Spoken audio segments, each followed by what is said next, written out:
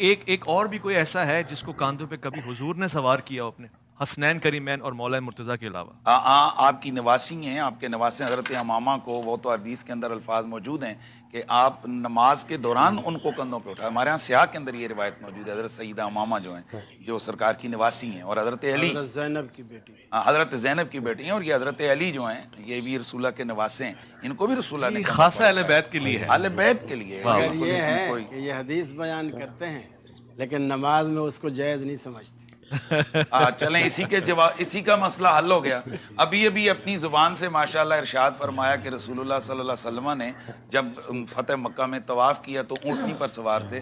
آپ لوگ کیوں اونٹنی پر بیٹھ کے طواف نہیں کر رہے ہیں؟ کیوں چھوڑ دیے رسول اللہ کی؟ ہمارے بھی کرتے ہیں. آج کل وہ الیکٹرانکس گاڑیاں آ گئی ہیں.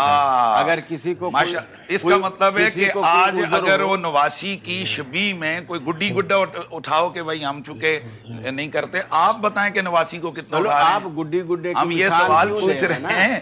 رسول اللہ نے میرا سوال ہے قاری صاحب، میری بات پوری ہونے دینا. ابو ہریرہ رضی اللہ تعالیٰ عنہ کہتے ہیں مجھے افسوس ہے میں نے نبی کی ہر سنت پہ عمل کرنے کی کوشش کی ہے، لیکن اللہ تعالیٰ نے مجھے کوئی نواسی نہیں دی کہ میں اس کو اٹھا کے نماز.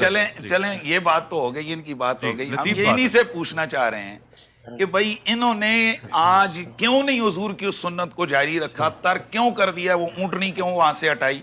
پھر رسول اللہ صلی اللہ علیہ وسلم نے اپنے نواسوں اور نواسی ساروں کو کندھوں پہ اٹھایا.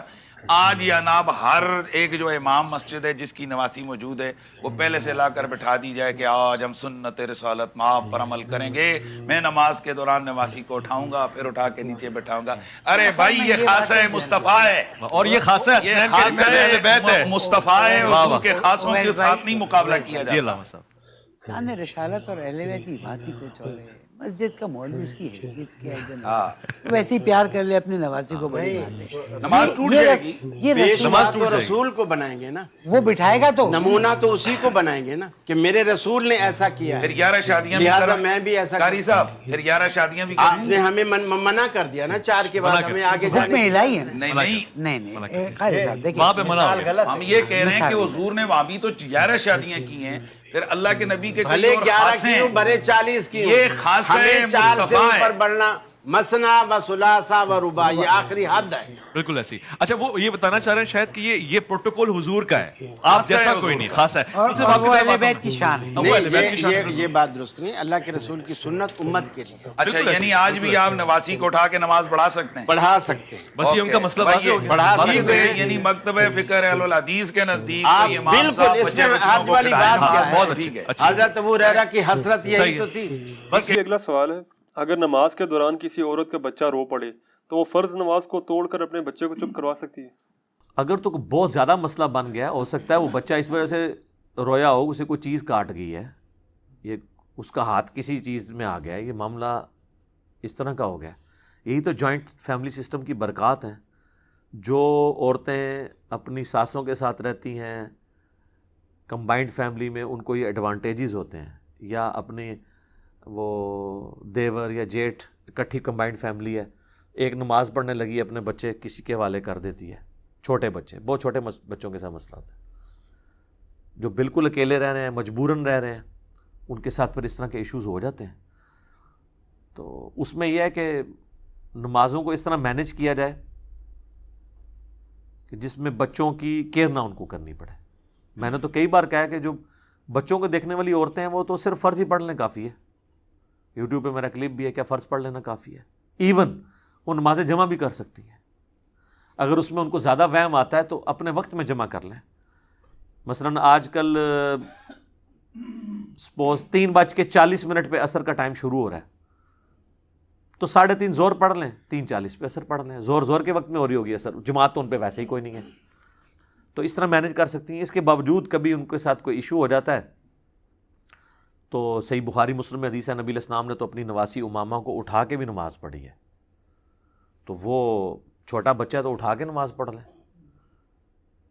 عموماً بچے ارد گرد ہی کھیلتے رہتے ہیں، رو پڑیں تو اٹھا لیں نماز کے دوران. پھر بھی کوئی زیادہ ایشو ہو جاتا ہے، ایز اے لاسٹ ریزارٹ توڑنی پڑ جاتی ہے، بہت بڑا کوئی مسئلہ ہے تو توڑ بھی سکتے ہیں، لیکن یہ پریفریبل نہیں ہے. بخاری مسلم میں حدیث ہے، نبی علیہ السلام نے فرمایا بعض اوقات میرا دل کرتا ہے میں تھوڑی لمبی قرات کروں، لیکن میں جب کسی بچے کی رونے کی آواز سنتا ہوں نا تو مجھے لگتا ہے اس کی ماں جو ہے وہ اس کا دل پسیج رہا ہوگا، تو میں پھر نماز مختصر کر دیتا ہوں تاکہ وہ اپنے بچے کو دیکھے. تو اس میں امپلائڈ ہے کہ اس وقت یہ عورتوں کو یہ ٹریننگ تھی کہ اگر بچہ رو رہا ہے نا تو نماز نہیں توڑنی ہے، نماز کو مختصر کیا جائے، پھر بچے کو سنبھال لیا جائے. لیکن اگر کوئی بڑا ایشو بن جاتا ہے، بعض اوقات کوئی جینون ایشو بھی ہو سکتا ہے، نماز کے علاوہ بھی تو ہو سکتا ہے، پھر آپ نماز توڑ لیں. باقی یہ جو آپ کو کہانیاں کرائی جاتی ہیں نا کہ ماں باپ آواز دیں نماز توڑ دو اور یہ کرو وہ، بس ماں باپ کی یہی فضیلت سنا رہے ہوتے ہیں. خدمت کرو، جو کام کرنے والا ہے، نماز آواز دے توڑ دو، آواز دیتی توڑ دیتا، آواز دے کے انہوں نے کہا جا کے پائیا چیز لایا جا کے پتر، تو تسی کو ہماری میں جانا نہیں ہے، تو نماز توڑنے کا کیا فائدہ ہوا؟ توڑنے کا تب فائدہ ہے جب وہ جو اسائنمنٹ آپ کے ذمہ کر رہے ہیں وہ پورا کریں آپ، تب کوئی فائدہ ہے نا. جب آپ نے الٹا وہ توڑنے کے بعد جا کے 4 سلواتیں ہی سنائی ہے کہ جی تسی تانوں پہلے نہیں یاد آیا، ہوں میں کو نہیں جانا تھا، نماز توڑنے کا کیا فائدہ ہے؟ الٹا گناہ ہی کاٹ لیا. اس نے تو بہتر سی نماز ہی پڑھتے رہتے، یہی بہتر تھا نا لاجیکلی اسپیکنگ. توڑ کے کام جب نہیں کرنا تو بہتر نماز ہی پڑھتے رہو. البتہ صحیح بخاری میں آتا ہے کہ نبی علیہ السلام نے ایک صحابی کو آواز دی، وہ تھوڑی دیر بعد آئے، تو آپ علیہ السلام نے ان کو کہا کہ میں نے تمہیں آواز دی تھی، تم نے جو ہے وہ، ان کا یا رسول اللہ میں نماز پڑھ رہا تھا. تو آپ علیہ السلام نے فرمایا کیا تم نے قرآن کا یہ حکم نہیں سنا سورہ نور کا کہ جب اللہ اور اس کا رسول پکاریں تو فوراً ان کی آواز پہ لبیک کہو. یعنی صرف ایک شخصیت ہے جس کا پروٹوکول ہے کہ آپ فرض نماز بھی توڑ دیں گے اور آپ آگے وہیں سے دوبارہ نماز شروع کر لیں گے، وہ ٹوٹے گی نہیں نماز. آپ اللہ کے ایک حکم سے دوسرے حکم کی طرف جا رہے ہوں گے. صحیح بخاری مسلم میں آتا ہے جب سوموار کے دن، جس دن حضور کی وفات ہوئی ہے، صحابہ کہتے ہیں کہ نبی علیہ السلام مسجد میں آپ نے صرف وہ پردہ اٹھایا، حضرت ابوبکر صدیق نے مصلی بھی چھوڑ دیا، ہم بھی حضور کی طرف متوجہ ہونے لگے، آپ نے فرمایا نماز پڑھتے رہو. یعنی یہ سب کچھ نماز کے اندر ہو رہا تھا. حضرت ابوبکر صدیق مصلی چھوڑ دیا، پھر واپس آ گئے، نماز نہیں ان کی ٹوٹی. تو یہ نبی علیہ السلام کا پروٹوکول ہے کہ آپ نماز ان کے لیے توڑیں گے. خیر وہ صحابی کو جب حضور علیہ السلام نے تھوڑا سا اس پہ ریئلائز کرایا تو وہ تھوڑے ہوئے نا اس کے اوپر. پھر آپ نے ان کی دلجوئی ہوئے کرتے ہوئے فرمایا کہ میں مسجد سے نکلنے سے پہلے نا تمہیں قرآن کی سب سے عظیم سورت سکھاؤں گا. جب حضور مسجد سے نکلنے گے انہوں نے ہاتھ پکڑ لیا، یا رسول اللہ آپ نے وعدہ کیا تھا.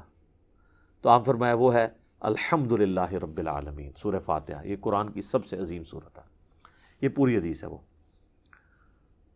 تو اگر اس طرح کی سچویشن بن جائے تو نماز توڑی بھی جا سکتی ہے، اور ظاہر ہے وہ ٹوٹے ہی گی، یہ نہیں ہوگا کہ وہیں سے عورت آ کے دوبارہ شروع کرے گی. اگر وہیں سے شروع کرنا چاہتی ہے پھر یہ ہے کہ بچے کو ساتھ ہی رکھے، اگر وہ روتا ہے تو اٹھا لے، اور اگر اٹھا کے نماز پڑھ لے مسئلہ ہی ختم ہے یار. سیدہ امامہ حضور کی جو نواسی ہیں ان کو آپ اٹھا کے نماز پڑھا کرتے تھے. یہ لفظ امامہ ہے، الف کے اوپر پیش، امامہ بنت ابی العاص، سیدہ زینب کی بیٹی.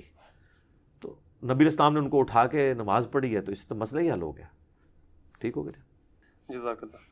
علی بھائی اگلا سوال ہے، کیا چارپائی یا صوفے کے سامنے نماز پڑھ سکتے ہیں؟ اگر اس چارپائی پر کوئی عورت یا مرد سو رہا ہو تو پھر کیا حکم ہے؟ ہو بڑا مسئلہ ہو جائے گا. اچھا آپ بتا چارپائی کے سامنے نماز نہیں پڑھنے دیتے، اور اگر کوئی سویا ہو تو ہو سکتا ہے اس کی ماں یا باپ اٹھ کے کہ تو جنازہ پڑھ لگا میرا جیندے جی منو. یہ بھی لوگوں کے دماغ میں نا اس طرح کے کانسیپٹ آیا ہوتا ہے کہ یہ پتہ نہیں جنازہ سامنے چارپائی پہ کچھ جنازہ ہی پڑھنے لگا ہے میرا.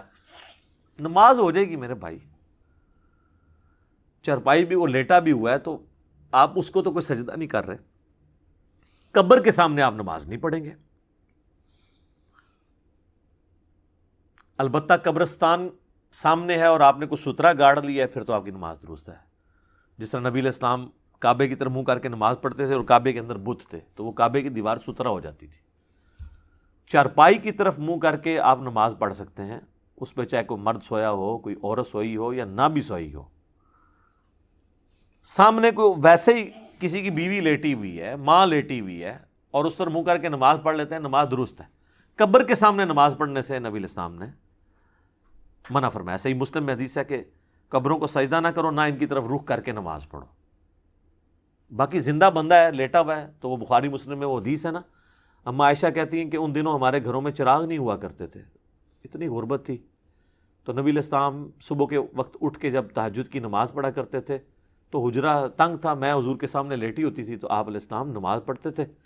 جب سجدے میں جانے لگتے تو میرا پاؤں ٹو دیتے، جگہ اتنی تنگ تھی تو میں پاؤں سمیٹ لیتی، حضور جب سجدے سے فارغ ہوتے پھر میں ٹانگیں سیدھی کر کے پھر لیٹی رہتی۔ اس سے کئی ایک مسئلے پتہ چلے۔ ایک تو یہ کہ عورت کو ہاتھ لگانے سے وضو نہیں ٹوٹتا، امام شافعی کا مسئلہ باطل ہے، امام حنیفہ کا موقف اس میں ٹھیک ہے۔ نمبر 2، اگر سامنے بیوی لیٹی ہو نماز ہو جائے گی، عورت بھی ہو تو نماز ہو جائے گی۔ لہذا وہ جو حدیث ہے نا بخاری مسلم کی کہ عورت یا گدھا جو ہے نماز کو قطع کر دیتے ہیں، اس کو یا آپ منسوخ تصور کریں گے یا اس کا معنی یہ ہے کہ وہ نماز کی کنسنٹریشن کو لوز کر سکتے ہیں، کیونکہ وہ تو صحیح مسلم میں الفاظ ہیں کہ اما عائشہ بڑی ناراض ہوئی اس کے اوپر کہ تم نے ہمیں گدھوں کے برابر کر دیا۔ تو پھر انہوں نے یہ حدیث سنائی کہ میں حضور کے سامنے لیٹی ہوتی تھی تو حضور کی تو نماز کوئی نہیں ٹوٹی ہے۔ تو اس طریقے سے یعنی بعض اوقات کچھ چیزیں پھیل جاتی ہیں۔ اور تیسرا مسئلہ یہ پتہ چلا کہ اندھیرے میں نماز آپ پڑھ سکتے ہیں، کیونکہ وہ کہتی ہیں اندھیرا ہوتا تھا اور نبی علیہ السلام ٹوتے تھے اور چراغ بھی نہیں ہوتے تھے۔ اور چوتھا مسئلہ یہ نکلا کہ آنکھیں بند کر کے بھی نماز ہو سکتی ہے، کیونکہ اینڈ رزلٹ یہ ہے لک وشکاری ہے، چاہے آپ سر کی طرف یعنی اپنا سر رکھیں یا پاؤں کی طرف، کمر تو درمیان میں رہتی ہے، چاہے باہر اندھیرا ہو چاہے باہر روشنی اور آپ نے آنکھیں بند کی ہیں، اینڈ رزلٹ یہ ہے کہ آپ اندھیرے میں نماز پڑھ رہے ہیں۔ جو لوگ کہتے ہیں نا یعنی آنکھ کھول کے نماز پڑھنا ضروری ہے کہیں کوئی موذی جانور نہ آ جائے، تو وہ تو جہاں پہ اندھیرے میں نماز پڑھ رہے ہیں وہاں تو آپ کی آنکھیں کھلی بھی ہوں تو آپ کچھ نہیں کر سکتے، ٹھیک ہے نا۔ تو ہمارے تو یہاں پہ ظاہر ہے موذی جانور آنے کا کوئی خدشہ ہی نہیں، صاف ستھری مسجدیں، اور پھر ایسی جگہ پہ ظاہر ریگستانی علاقوں میں پہاڑی علاقوں میں تو آ جاتی ہیں اس طرح کی چیزیں، وہاں تو واقعی پریفریبل یہی ہے کہ آنکھ کھول کے نماز پڑھیں، لیکن اگر کنسنٹریشن کے لیے بند کرنا چاہتا ہے تو آنکھیں بند کر کے بھی نماز درست ہے۔ تو اس حدیث کے اندر واضح ہے کہ سیدہ عائشہ سامنے لیٹی ہوتی تھی، نبی علیہ السلام اپنی نماز مکمل کرتے تھے۔ تو چارپائی ہو یا ویسے کوئی بندہ سامنے بیٹھا ہو تو ہاں، اگر بندہ آپ جاگ رہا ہے اس کا رخ آپ کی طرف ہے تو آپ کی کنسنٹریشن لوز ہوگی، تو بہتر یہ ہے کہ پھر تو نماز نہ پڑھی جائے۔ اس طریقے سے بعض اوقات امام سلام پھیر کے پبلک کی طرف منہ کرتے ہیں تو وہ اس کے بالکل پیچھے کھڑا ہوا اس کی طرف منہ کر کے نماز شروع کرتا ہے تو اس میں کنسنٹریشن لوز ہوگی، وہ کام نہیں کرنا چاہیے۔ تو بہتر ہے کہ سائڈ پہ ہو کے نماز پڑھیں، یا وہ جب آپ کی طرف کو منہ کر کے نماز پڑھے تو آپ دوسری طرف منہ کر لیں، وہ سترے کا سترا بھی بنا رہے گا اس کے لیے۔ کچھ متس چل رہی ہوتی ہیں وہ اب پبلک میں چل رہی ہیں کہ چرپائی اگر سامنے ہے تو نماز نہ پڑھیں آپ، تو یہ بالکل غلط ہے، آپ پڑھ سکتے ہیں۔ البتہ مسجد بیت کا کانسیپٹ ٹھیک ہے، بخاری مسلم میں حدیث ہے، نبی علیہ السلام صحابہ کو ترغیب دیتے تھے کہ وہ گھر میں ایک حصہ نماز کے لیے مخصوص کریں، بلکہ اتبان بن مالک کی وہ جو حدیث ہے، وہ جو ایک صحابی کہتے ہیں یا رسول اللہ مدینے میں یعنی موذی جانور بھی ہیں، پھر برساتی نالے بھی ہیں، کئی بار میں لیٹ ہو جاتا ہوں تو میں گھر میں ہی نماز پڑھ لیا کروں۔ تو حضور نے کہا ٹھیک ہے، انہوں نے کہا یا رسول اللہ آپ کبھی میرے گھر تشریف لے آئیں اور کسی ایک جگہ نماز پڑھ دیں، میں اس کو اپنا مصلی بنا لوں گا۔ تو وہ نبی علیہ السلام تشریف لے گئے، پھر پورا محلہ اکٹھا ہو گیا، پھر وہاں پہ حلوہ بنا کے لے آئے، نبی علیہ السلام نے کھایا، اور پھر نبی علیہ السلام نے نماز پڑھی تو پیچھے انہوں نے کھڑے ہو کے نماز پڑھی، ادر دین فرض نماز کے جماعت کا ثبوت بھی اس سے مل گیا۔ تو مسجد بیت ہمارے گھر میں تو ابھی تک تھا، اب تو خیر نہیں رہا، وہ جے نماز سے کہا جاتا تھا، لکڑی کا زمین سے تقریباً 1 فٹ یا پونا فٹ ایلیویٹڈ ایک پورا کا پورا مصلی بنا ہوتا تھا، وہ مسجد بیت کا ہی کنسیپٹ ہے، اور وہ فلیکسیبل مسجد بیت ہے۔ وہ تو آپ مسجد کے لیے کوئی ایک کونا مخصوص کریں گے تو آپ کو دھیان رکھنا پڑے گا کہ وہاں کوئی بچہ پیشاب نہ کر دے تاکہ وہ نماز وہاں پڑھی جائے، لیکن اس کا یہ فائدہ ہوتا تھا کہ اس پہ بچہ کوئی چڑھے گا ہی نہیں، اور اگر سپوز آپ نے کل کو مسجد بیت شفٹ کرنی ہے تو اس پورے جانماز کو اٹھا کے دوسرے کمرے میں لے جائیں، وہ مسجد بیت بن جائے گی۔ اور یہ فلیکسیبل مسجدیں آج بھی انڈونیشیا میں شروع ہو گئی ہوئی ہیں، کئی سالوں سے میں نے خود اخبار میں پڑھا ہے کہ انہوں نے دیکھا کہ دوپہر کے وقت جو ہے ٹریفک بلاک ہو جاتی تھی، کیونکہ انڈونیشیا میں اور ملیشیا میں فقہ شافی فالو ہوتی ہے۔ فقہ شافی میں تو جو نماز نہیں پڑھتا وہ کافر ہے، اس لیے وہاں لوگ نماز بھی پڑھ لیتے ہیں۔ 80% سے زیادہ لوگ عام نماز پڑھتے ہیں، جمعہ تو 100% لوگ پڑھتے ہیں۔ میری خود انڈونیشین سے ملاقاتیں ہوئی ہیں حج اور عمرے کے موقع پر، میں نے ان سے باقاعدہ پوچھا تو اخبار میں نے خبر پڑھی تھی کہ انہوں نے پھر یہ کیا کہ مختلف پبلک پلیسز پہ آفیسز کے قریب موبائل مسجدیں انٹروڈیوس کرا دیں، بڑے بڑے ٹریلے آتے ہیں ان میں پوری مسجد وضو خانہ بنا ہوا ہے، جب زور کا ٹائم ہوتا ہے بجائے کہ اتنے لوگ اپنی گاڑیوں میں ڈرائیو کر کے مسجد تک جائیں، وہ جا کے نا 3-4 بلڈنگز کے سینٹر میں لا کے نا وہ ٹریلا کھڑا کر دیتے ہیں, وہاں سے پیدل اترا, نماز پڑھی, اوپر چلے گئے, ٹریلا وہاں سے ہٹ گیا. موبائل مسجدیں. آپ نے اگر کوئی مسئلہ حل کرنا ہے نا تو اس کے سلوشنز موجود ہیں, تو اگر نہیں حل کرنا تو آپ کے کپڑے قیامت تک پلید ہی رہنے ہیں. کئی لوگ نماز کرنا تو کہتے کپڑے پاک نہیں. ان سے پوچھا جائے تسی کیا کرتے رہتے ہو اللہ دے بندے, ہمیشہ ہی کپڑے ناپاک ہوتے ہیں. تو ایسے لوگوں کا ویسے علاج یہ ہے کہ جو یہ کہتے ہیں کپڑے ناپاک, تو ان کو یار تو پلید رہنا یار, اللہ بندے ساڑھے نال پھر نہ بیٹھا کرتے, روٹی شوٹی کھانا ہے تو پلید ہی رہنا ہر ٹائم. کم از کم اس کو یہ پھکی دیا کریں. یہ کپڑے تو خام خواہ لوگوں نے پلید بنائے ہوئے ہوتے ہیں نا, ایک جنرل ایک بہانہ ہے. تو اگر آپ نے پڑھنا ہے تو موبائل مسجدیں بھی ہیں. مسجد میں نماز پڑھنا ایک مرد کے اوپر اوبلیگیٹری ہے. کپڑے ضرور پاک ہونے چاہیے. عام لوگ کپڑوں کے گندا ہونے کو بھی ناپاک سمجھ لیتے ہیں. گندے کپڑے ناپاک نہیں ہوتے جب تک ان کے اوپر پیشاب نہیں لگ جاتا. کپڑوں کا میلا ہونا عیب ضرور ہے, لیکن نماز تو ہو جائے گی. اور کام کاج کرنے والے لوگ ہیں, جس طرح کوئی سفیدی کا کام کرتا ہے, اس کے لیے آسان نہیں ہے انہیں کپڑوں میں نماز پڑھے. کوئی گریس کا کام کرتا ہے, اس کے کپڑوں پہ لگ جاتی ہے, تو اب یہ تو نہیں کپڑے وہ بدلے گا, وہ ناپاک تو نہیں ہے, ناپاک ہی ہے. تو لوگ عموماً بعض اوقات گندے کپڑوں کو بھی ناپاک ہی سمجھ رہے ہوتے ہیں. وہ پھر دن آ بیٹھا کے صاف ستھرے ہو کے, وہ عید والے دن ہی تسی صاف ستھرے ہو کے نماز پڑھ سکتے ہو. عام حالت میں تو ظاہر ہے اس طرح درویشی کی طرح نماز آپ کو پڑھنی ہوگی. ٹھیک ہو گیا. جزاک اللہ.